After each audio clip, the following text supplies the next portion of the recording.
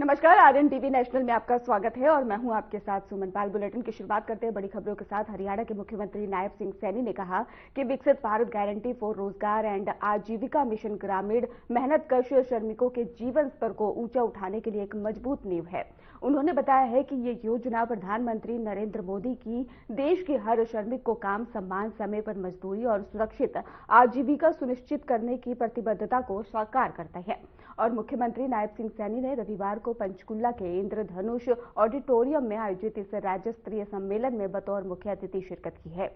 इस अवसर पर विकास और पंचायत मंत्री कृष्ण लाल पंवार और सामाजिक न्याय और अधिकारिता मंत्री कृष्ण बेदी भी मौजूद रहे हैं। तो सीएम सैनी ने मिशन लॉन्च किया है और इसके साथ ही आपको बता दें, विकसित भारत रोजगार योजना के तहत ही प्रधानमंत्री नरेंद्र मोदी का श्रमिक संकल्प और श्रमिकों के जीवन स्तर ऊंचा, ऐसा कहा गया है।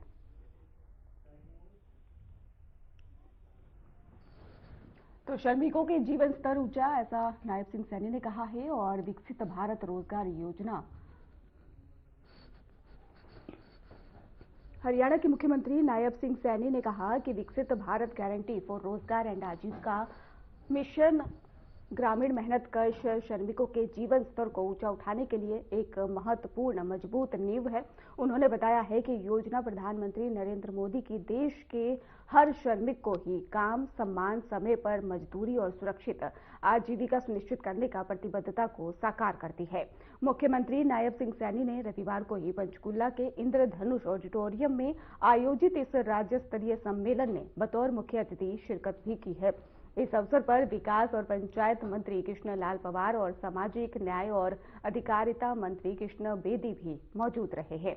तो पंचकुला से आपको खबर बता रहे हैं, जहां पर कई मंत्री इस आयोजन के दौरान ही शामिल हुए हैं और इसके साथ ही श्रमिकों के लिए योजना देखने को मिल रही है, जहां पर हरियाणा के मुख्यमंत्री नायब सिंह सैनी मौजूद रहे।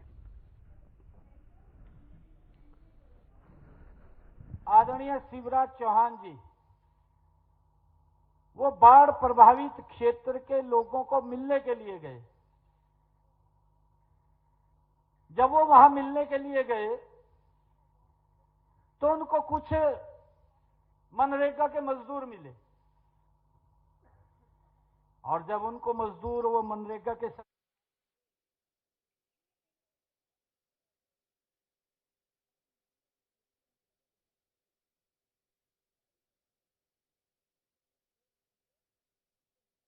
राज्य सम्मेलन देखने को मिला। सीएम नायब सिंह सैनी ने शिरकत की है इस दौरान ही और इसके साथ ही रोजगार आजीविका मिशन पर उन्होंने जोर दिया है और इसके साथ ही सीएम नायब सिंह सैनी ने इस दौरान शिरकत भी की है। रोजगार आजीविका मिशन पर जोर देते दिखाई दिए हैं नायब सिंह सैनी। श्रमिकों के जीवन स्तर ऊंचा हुआ है, ऐसा भी नायब सिंह सैनी ने कहा और इसके साथ ही सीएम सैनी ने मिशन लॉन्च किया। प्रधानमंत्री नरेंद्र मोदी ने ट्वीट कर राष्ट्रीय आपदा प्रतिक्रिया बल के संस्थापना दिवस पर ही उनके सभी कार्मिकों की मेहनत और समर्पण को याद किया है। आपदा के ही समय सबसे कठिन परिस्थितियों में भी सबसे आगे रहकर जीवन बचाने, राहत प्रदान करने और लोगों में आशा जगाने वाले एनडीआरएफ के ही पुरुष, महिलाओं और इसके साथ ही कौशल और कर्तव्य निष्ठा से सेवा उच्चतम मानव स्थापित करते हुए ही एनडीआरएफ ने वर्षों से ही आपदा को तैयारी और प्रतिक्रिया में मिसाल कायम की है और इसकी कार्यप्रणाली और दक्षता को अंतर्राष्ट्रीय स्तर पर भी सराहा गया है। उनके परिश्रम और साहस के कारण देश संकट के समय सुरक्षित और आश्वस्त महसूस करता है।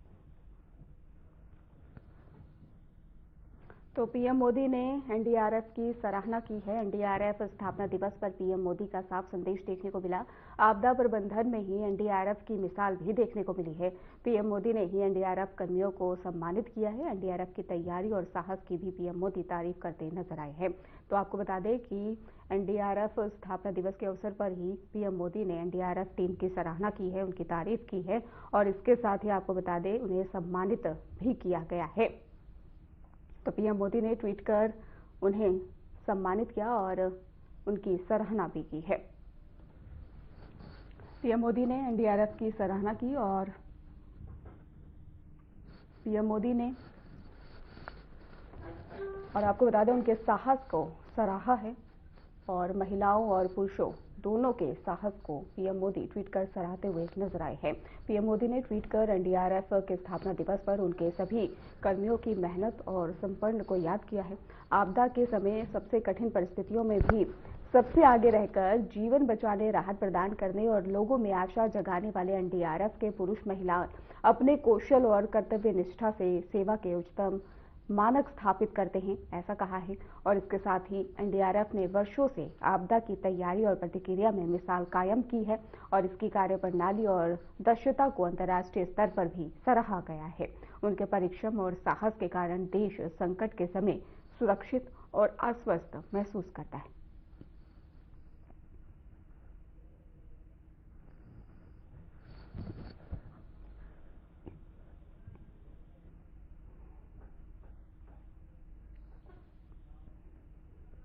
भारत के रक्षा मंत्री राजनाथ सिंह ने केंद्रीय मंत्री नितिन गडकरी के निवास स्थान का दौरा किया है। इस दौरान ही दोनों मंत्रियों ने राष्ट्रीय विकास, रक्षा और स्थानीय मुद्दों पर चर्चा की है।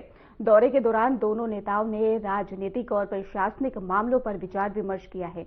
वहीं सूत्रों की माने तो बैठक में महाराष्ट्र में विकास कार्य और केंद्रीय योजनाओं क्रियान्वयन को लेकर भी बातचीत हुई है।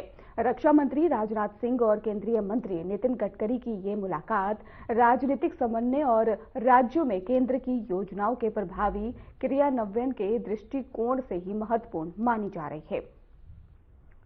तो रक्षा मंत्री राजनाथ सिंह की गडकरी से मुलाकात, जहां पर महाराष्ट्र में विकास योजनाओं पर चर्चा की गई है और इसके साथ ही राजनीतिक प्रशासनिक मामलों पर भी विचार विमर्श किया गया है।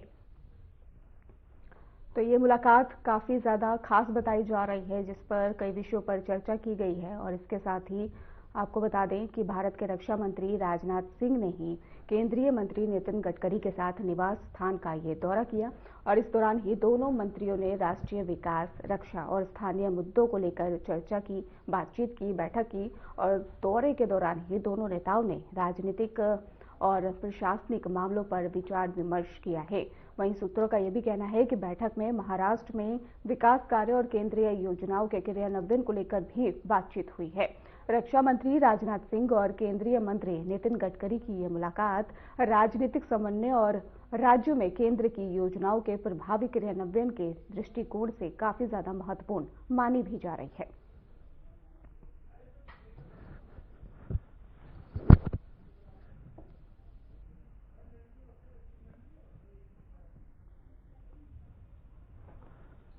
तो राजनाथ दौरे पर रहे और इस दौरान ही ये मुलाकात जो रही है काफ़ी ज़्यादा अहम मानी जा रही है।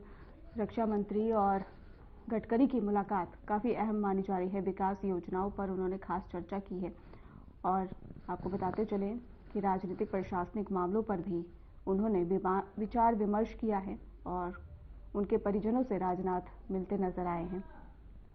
गडकरी के परिजनों से मिले और इस दौरान उन्होंने कई मुद्दों पर बातचीत की है।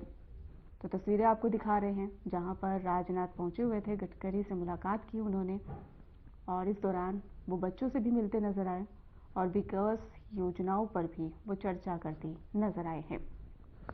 तो राजनीतिक प्रशासनिक दोनों मामलों पर ही उन्होंने विचार विमर्श किया है। और इसके साथ ही आपको बता दें, वहीं सुरक्षा व्यवस्था की बात करें तो वो भी पुख्ता नजर आए हैं।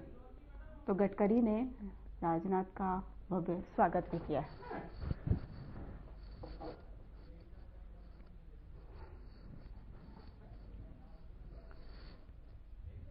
उत्तर प्रदेश के मुख्यमंत्री योगी आदित्यनाथ ने लखनऊ में आयोजित जनता दर्शन कार्यक्रम के दौरान आम लोगों की समस्याएं और शिकायतें सुनी हैं। इस दौरान प्रदेश के कई जिलों से आए फरियादियों ने अपनी व्यक्तिगत और सामूहिक समस्याएं मुख्यमंत्री के समक्ष रखी। मुख्यमंत्री योगी आदित्यनाथ ने संबंधित अधिकारियों को शिकायतों के त्वरित निष्पक्ष निस्तारण के भी निर्देश दे दिए। उन्होंने कहा कि जनता की समस्याओं का समाधान सरकार की सर्वोच्च प्राथमिकता है और इसमें किसी भी प्रकार की लापरवाही बर्दाश्त नहीं की जाएगी।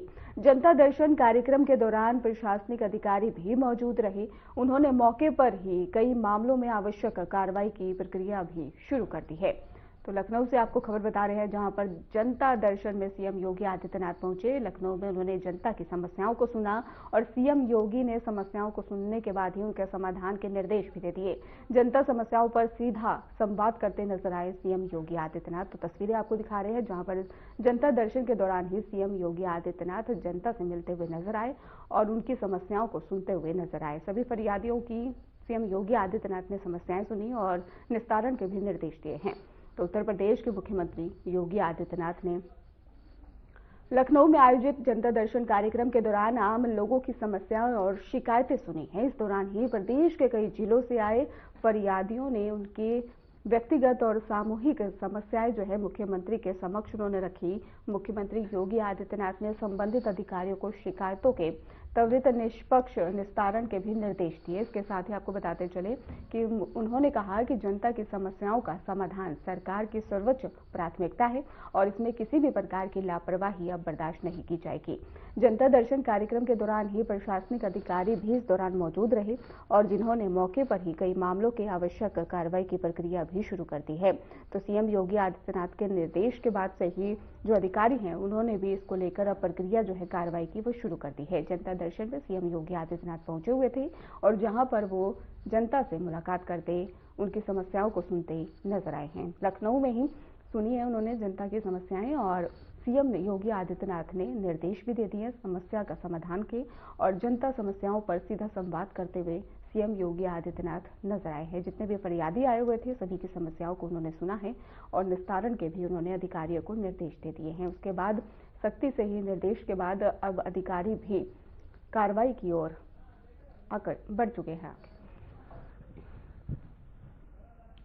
तो सीएम योगी आदित्यनाथ ने सभी की समस्याएं सुनी हैं और समस्याओं का निस्तारण के निर्देश भी दे दिए हैं।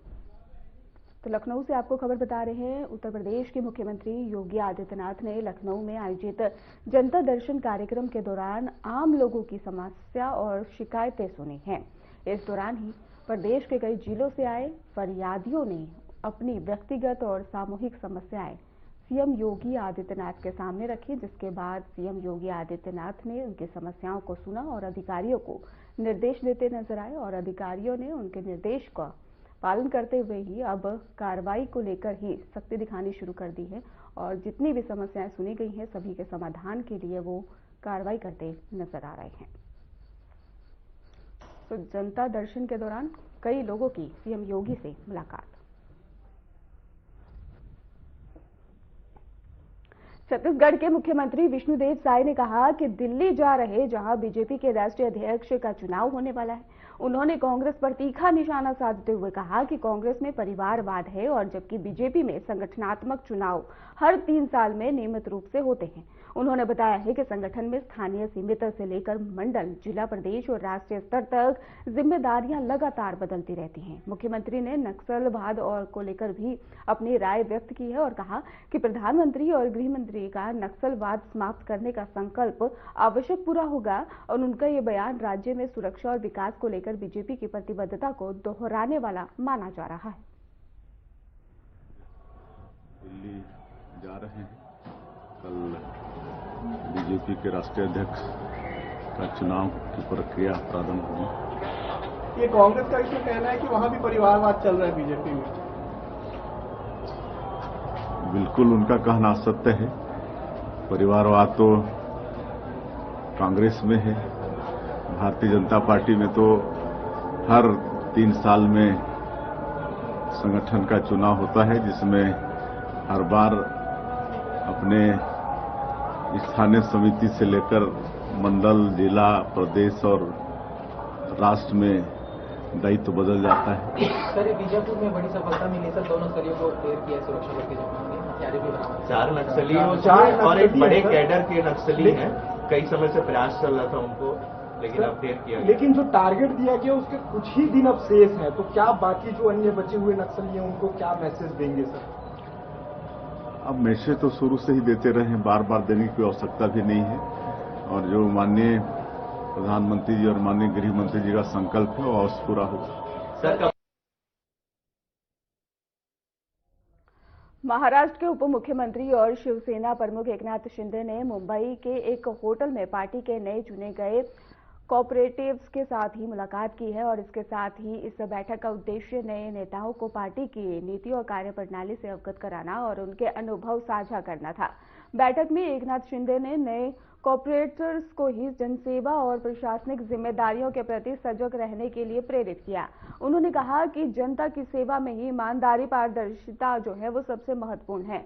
शिंदे ने पार्टी की आगामी योजनाओं और स्थानीय विकास कार्यों पर चर्चा की है। इस अवसर पर कई वरिष्ठ शिवसेना पदाधिकारी जो थे वो मौजूद रहे और नए कॉर्पोरेटर्स के मार्गदर्शन प्रदान किया गया है।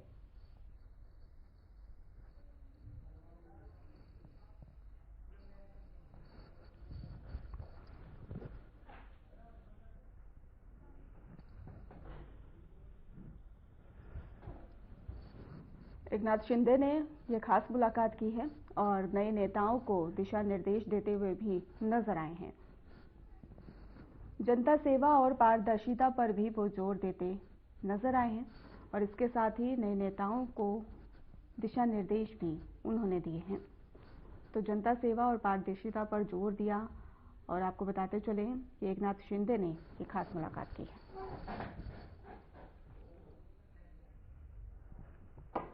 उत्तर प्रदेश के मुख्यमंत्री योगी आदित्यनाथ ने YEIDA क्षेत्र में आयोजित रिव्यू मीटिंग में इंडस्ट्रियल यूनिट्स और मेडिकल कॉलेज के लिए जमीन अलॉटमेंट लेटर से ही जुड़े मामलों की समीक्षा की है। मीटिंग में मुख्यमंत्री ने अधिकारियों को निर्देश दिए हैं कि सभी जमीन अलॉटमेंट संबंधी प्रक्रियाओं को पारदर्शी और तेज और इसके साथ ही समस्या मुक्त तरीके से पूरा किया जाए। उन्होंने कहा है कि निवेशकों और शिक्षा संस्थानों को उचित सुविधाएं उपलब्ध कराना सरकार की प्राथमिकता है। इस अवसर पर ही अधिकारी विस्तृत रिपोर्ट प्रस्तुत करते हुए जमीन आवंटन की वर्तमान स्थिति और लंबित मामलों पर अपडेट दिया। मुख्यमंत्री योगी आदित्यनाथ ने अधिकारियों से कहा कि यमुना एक्सप्रेसवे क्षेत्र में औद्योगिक और शैक्षणिक विकास को और तेज किया जाए ताकि राज्य में रोजगार और निवेश के नए अवसर उत्पन्न हो।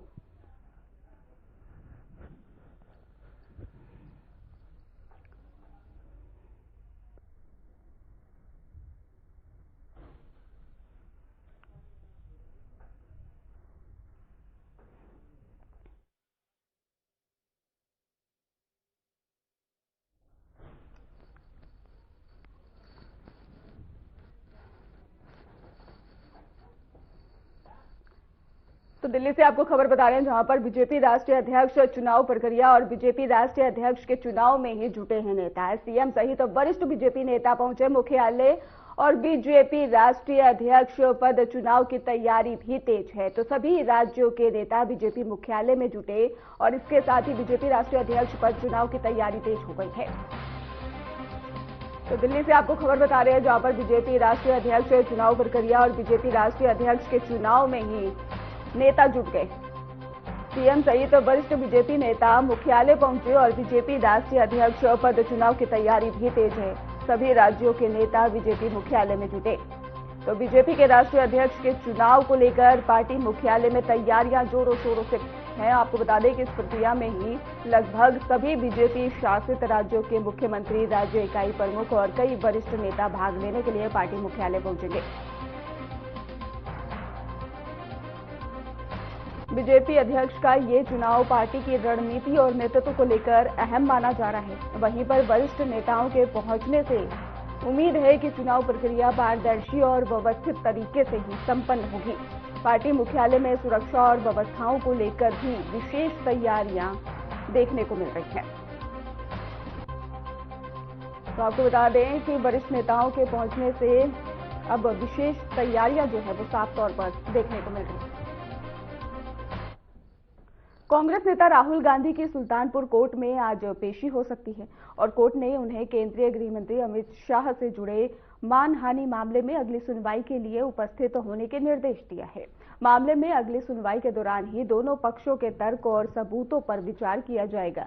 राजनीतिक गलियारों में इस मामले को लेकर चर्चा बनी हुई है और इसे प्रमुख समाचार भी माना जा रहा है। तो सुल्तानपुर से आपको खबर बता रहे हैं जहां पर राहुल गांधी के सुल्तानपुर कोर्ट में पेशी हो सकती है और अमित शाह से जुड़े मामले में यह सुनवाई हो सकती है। कोर्ट में दोनों पक्षों के तर्क पर भी विचार विमर्श किया जाएगा और राजनीतिक में ही राहुल गांधी की पेशी पर चर्चा भी देखने को मिल रही है। कोर्ट में मानहानि मामले पर सबकी नजरें भी टिकी हुई नजर आने लगी है।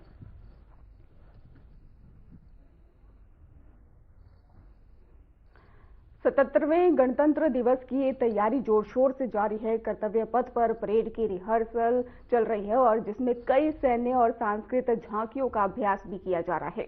इस वर्ष गणतंत्र दिवस समारोह में यूरोपीय परिषद के अध्यक्ष एंटोनियो लुइस सैंटोस दा कोस्टा और यूरोपीय आयोग की अध्यक्ष उर्सुला वॉन डेर लेयन मुख्य अतिथि होंगे और सरकार ने सुरक्षा और आयोजन व्यवस्थाओं को लेकर भी विशेष तैयारियां की है।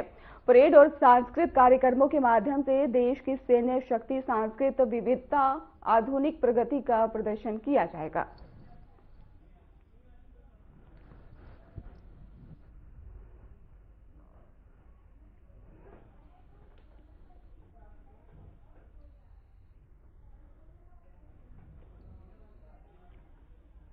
माघ मेला के शुभ अवसर पर ही प्रयागराज के संगम घाट पर श्रद्धालुओं की भीड़ बढ़ती जा रही है।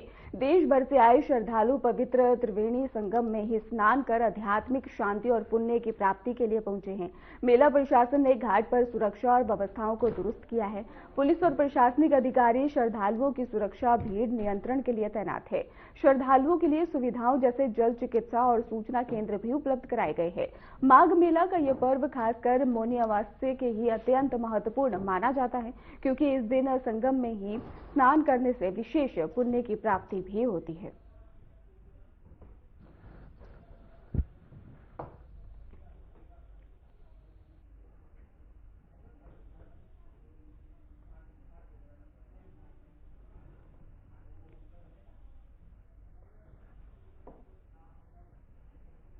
अयोध्या में भारी संख्या में श्रद्धालु पहुंच रहे हैं। राम मंदिर निकासी गेट से लेकर लता चौक तक राम पथ पर एक तरफा यातायात लागू कर दिया गया है, ताकि रास्ते में लाखों श्रद्धालुओं की भीड़ को नियंत्रित किया जा सके। प्रशासन ने यातायात नियंत्रण और सुरक्षा के कड़े प्रबंध वो भी कर दिए हैं। पुलिस और ट्रैफिक विभाग के अधिकारी मार्ग पर तैनात हैं और श्रद्धालुओं की सुविधाओं और सुरक्षा पर निगरानी रख रहे हैं। श्रद्धालु राम पथ से ही होते हुए राम मंदिर के दर्शन कर रहे हैं और प्रशासन ने लोगों से सुरक्षित दूरी बनाए रखने के भी नियमों का पालन करने का अनुरोध भी किया है। अयोध्या में ये विशेष व्यवस्था भारी भीड़ और धार्मिक आयोजनों के मद्देनजर की गई है।